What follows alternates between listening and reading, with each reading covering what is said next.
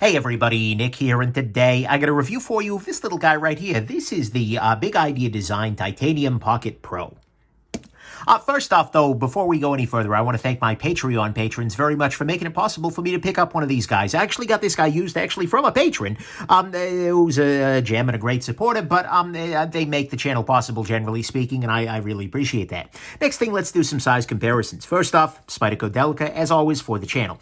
Next, we'll compare it to a couple of more conventional pens here. This is the, not that the Delica is a pen, this is the Pocket Knives Jotter. Wow, you can tell I've been doing knife reviews all day here today. The Pocket Jotter here. Here it is against a Fisher Space pen. Here it is against a Pilot G2 pen, which is a lot of people's very, very favorite.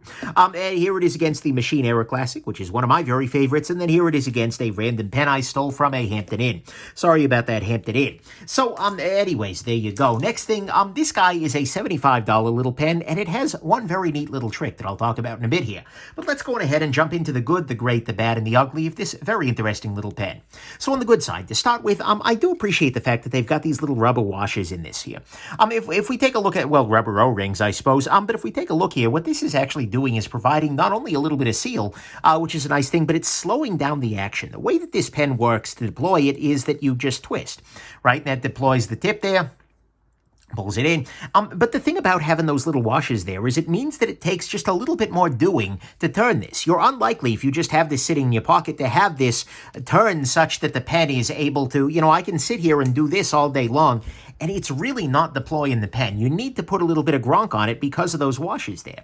It leads to a relatively smooth action, and it provides just the right amount of resistance that this isn't at all rattly, as well as that it's not accidentally going to come undone. So I appreciate that very much. Next thing, the clip on this guy is good. It's a titanium clip from the looks of it here, but we have a nice titanium clip. We have a little bit of ramp underneath it. We've got a nice little ramp, or a little bit of space underneath it, and a little bit of ramp at the front here.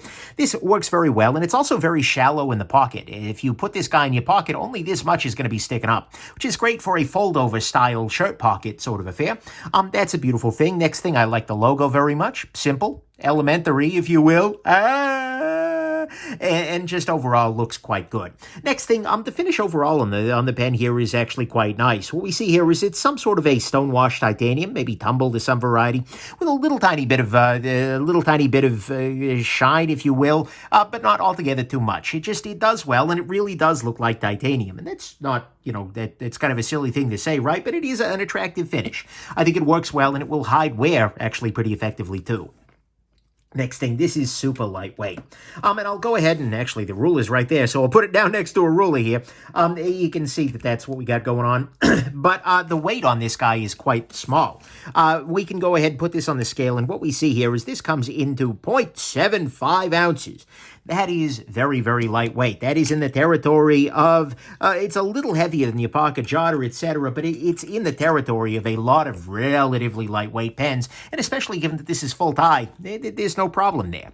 And then finally, on the good side, this guy writes actually quite nicely. It's relatively short.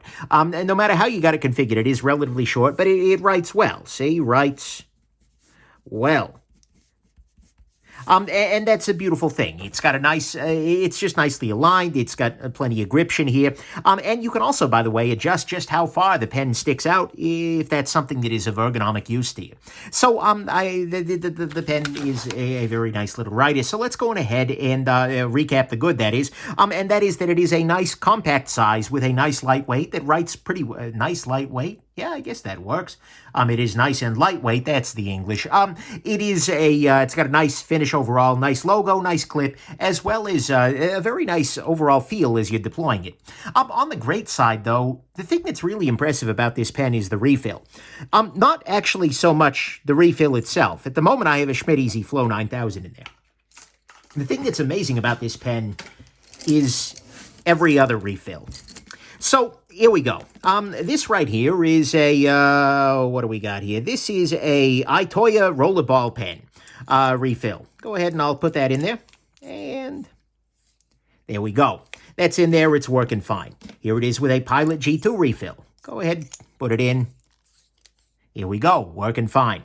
Here it is with a Parker compatible. This is actually a Schneider Gel Lion, but it is a Parker compatible refill. And go ahead and The spring came out. We'll talk about that in a moment. But nonetheless, put this guy in, a Parker-compatible gel refill, and the pen shrinks down a little bit more. But you know what? It still fits. That's a beautiful thing. Here it is with a Mont Blanc, rollerball cartridge. And so go ahead, drop this bad boy in there, put the spring on there, and then we have ourselves a Mont Blanc. And then, the other thing, I'm missing one very important detail here, and that is this little guy. This is a Fisher's Space Pen cartridge, which is a lot of people's favorite, a favorite for a lot of people in terms of everyday carry, just because it is a very easy to use in a variety of circumstances sort of refill. And put that Parker adapter into there, and guess what? The Space Pen, there is space for it. So, and in fact, I'll even go extreme with it. Let's say that this little thing, a Bic Click Stick Pen, is the only refill that you have available to you for whatever reason. Guess what? It's going to work too. It's not going to be ideal, but it works quite well. And the way that this all works, by the way, is that you have yourself on this guy have I screwed that up? No. What you have for yourself on this guy is a shell, basically, that wraps around the refill. And then at the very tip of this guy, and I'll zoom in a little bit so you can see this, what you actually have is a little collet. So as you tighten the pen here, it is actually going to crimp down, basically, around the refill there. And so as a result, guess what? This now works too. So not only is it able to adapt to different lengths of cartridges, but because of that collet, it's actually able to adapt to different widths of cartridges. The fact that this is a little thicker at the very end than this Mont Blanc is here, than this G2 refill, all of these things are able to adapt and improvise because, well, that's designed to do this. This pen is designed for damn near every refill. And in fact, there is only one refill I was unable to get this guy to work with, and that is a completely bare Fisher Space Pen. It is too short for a bare Space Pen cartridge, but every Space Pen ships with the Parker Jotta. You can tell what words I say together very often. Ships with the Parker adapter like this, but as you can see here, the Space Pen plane itself is just a little too short to be able to protrude out the end of this guy. But to me, that is what is great here. The fact that this pen works with damn near any refill is absolutely a beautiful thing, and that is something that I very much appreciate, and I think really absolutely makes this pen unique among any other pen that I've had on the channel before. Lots of pens have multiple refill options. Very few pens have damn near all of the refill options. And so to me, that's what's great here. On the bad side, like I said, not every refill fits, although actually in all of the refills that I have, remember, I am a pen reviewer, so I have a number of them around. And in fact, there were ones that I didn't bring on the table here today, just because I didn't have them handy. But nonetheless, damn near everything I tried fit, the only exception being this short Space Pen. That is something you want to keep in mind. But boy, it's close enough that I almost feel bad commenting on that being bad, especially when everybody else is doing it for one refill, right? So that's a thing. Next thing on the bad side, this guy is a little bit on the pricey side. We are looking at $75. Now, give it's a chunk of titanium, right? It's not completely out of line, but the thing is, you are able to get a great feeling pen in your choice of material and refill, generally for less. So you're definitely paying a little bit more for that flexibility, as well as just the strangeness of what this thing is. Next thing, the internals on this guy. This really does feel a little plasticky. I don't know that it actually is plastic. I suspect it is. And in fact, specifically this part here, I think is plasticky. I don't know how that's going to wear in over the long term with titanium and plastic going on, but at the same time, that's not necessarily something that's super confidence-inspiring in a $75 pen, right? This is a level at which you might be expecting full titanium throughout, and that little bit of something might not be as impressive. This is one of those things where I'm not saying that it is a bad thing. I'm not even saying that it's a bad pen, but what I am saying is that it is less than confidence-inspiring, especially as you're starting to creep up in these kind of price points. And so it might be that they could do a little bit better by using another material there for that inset there. Next thing, it does depend, there we go, those are the words, on having this little spring in here. This spring, I'll take this spring out real quick and I'll show you exactly what goes on. With this spring out of there, what happens is that if you hold the pen downwards, the tip comes out, and then if you press back, it goes back in, right? And you can certainly get it to a point where you put enough compression on it that it's held into place. So with many refills, you can write without that spring, but the spring definitely does make a difference. And by the way, if the spring's not in there, the pen won't necessarily retract when you untwist. So it is an important little spring, and it, by the way, is also a little finicky. You can see here that it has two diameters. Here, this part is a little narrower than this part, and the spring eats itself into my eye. Thank you, spring. But you need to make sure that the narrow end is around the refill rather than being the wide end, because that will tend to, at least on a Parker-compatible refill, that will tend to, there we go, start wiggling its way up the refill, and that will provide, well, very little help for you. Whereas if you do it this way, it's perfectly sized. But anyways, it depends on this spring, and this spring is very much not captive. And that's not something I'm particularly in love with. Next thing, the clip on this guy. Clip is great, like I said, but the problem with a clip that is completely, they engraved their logo on the underside of the clip. I don't know if you can see that, but that's a subtle flex right there. Come here. Come here, right there. Yeah, see? Okay, that's nice. I didn't even notice that until I saw it on the camera there.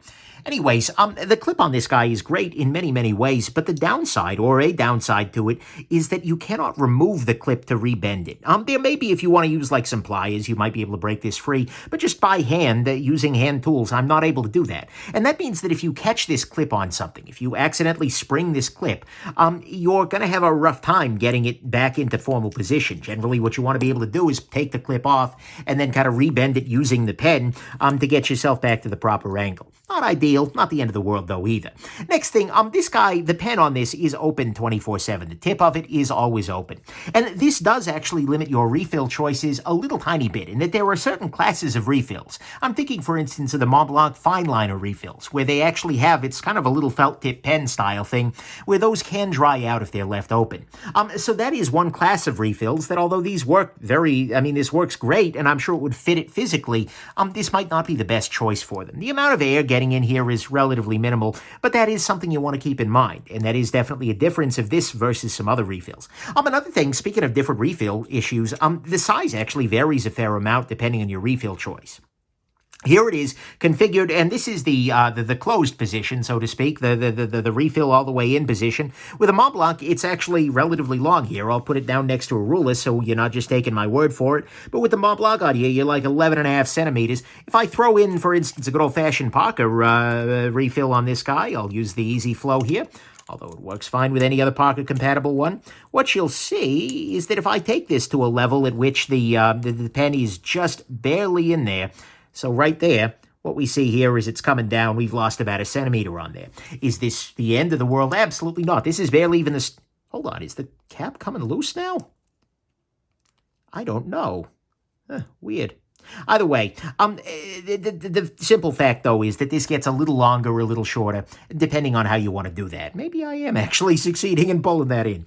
Anyways, I digress. So the length of this is going to vary a little bit from refill to refill. Not the end of the world, but it's a thing. Then finally, on the bad side, this guy has relatively slow deployment. You take this out of your pocket, and because of those O-rings I was just praising, it's going to take a little bit to get this. So if you've got this guy in a just closed position, now watch. Oh, no, it's so slow. No, it's not actually that slow, but compared to like a bolt-action style pen that you're looking at here, and this is also a two-hander. I mean, you can kind of do it one-handed, but it's a little bit awkward because you have to take it out, etc. Yeah, actually, the clip, I've managed to loosen the clip, which is not going well with my whole, or was that when I tried to fake bend it there?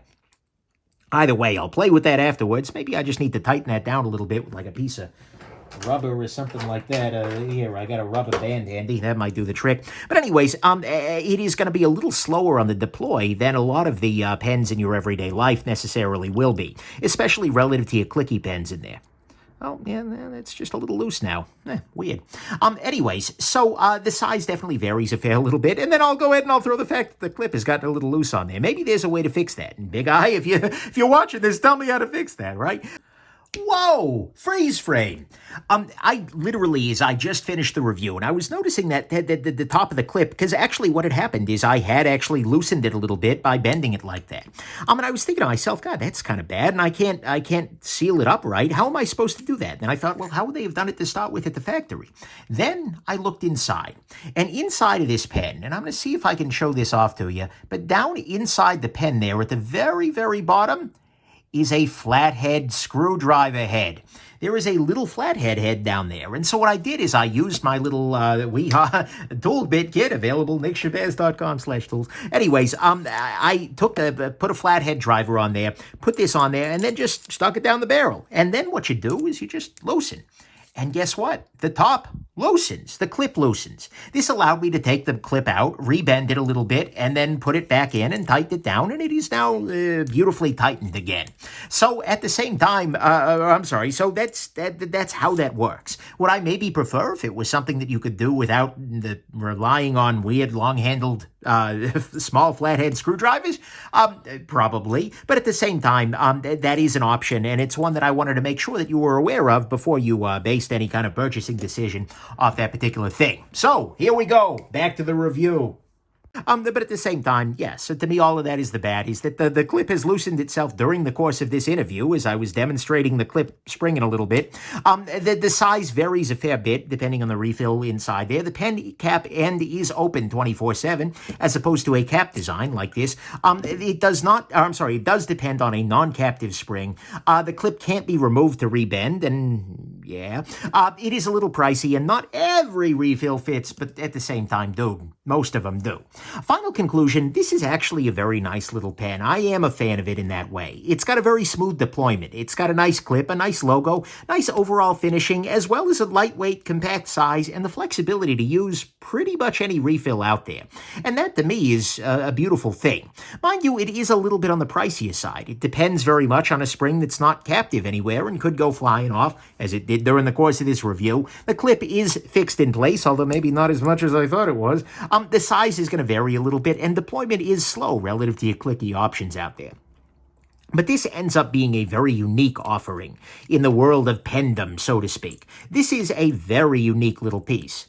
And the main way that this is unique is that so often with pens, refills are an afterthought, but in the other direction, right? You're looking at some brand new pen on Kickstarter, because God knows everybody's putting a pen on Kickstarter these days. But you're looking at this and they just say, oh yeah, it's going to take this random Parker refill, G2 refill, whatever. It's just sort of a fact of life with the pen. But more importantly, this is the exact opposite, right? Here, the refill is an afterthought because it's whatever the heck you want it to be. And that makes this a very unique place. This is a case where there isn't a refill for the pen. There's every refill. And this makes this a great option for two distinct groups of people. The first group of people are the people who are in love with one particular refill out there in the world. They are people who say, I love, beyond anything else, the Mont Blanc Rollerball. Something like that. I will not use any pen that doesn't do this, but I've run out of pens that use it. And I want some more variety. So you know what? Big Eye's got a choice for you. This is a perfect choice. It gives them another pen to carry a refill that they love in. That is great. And next time somebody messages me and says, Nick, I am in love with this really obscure refill that you've never heard of before. What's a good pen that fits it? I'm going to send them this way because chances are I'm right. And so this will let you use your favorite refill with it, no matter what that favorite refill is. The other group of people who I think this might appeal to are the road warriors. These are the improvise, adapt, overcome type who can use then this pen body. They can just carry this pen body with them. And then whatever may come their way, they will be able to write with it, right? As long as they can get to an office supply store that sells one pen, they will probably be able to get a refill that works well in their favorite pen, in this little guy right here. The chances that you will not be able to find a refill that fits your pen are roughly zero. You go to the bank and you take one of these guys because they're giving them away for free. You take that out, boom, you've got a refill. Problem freaking solved for your fancy titanium pen. So this offers a level of flexibility that I think is actually unparalleled. And I don't say that lightly. This is the most flexible pen I have ever dealt with in terms of the refill choices.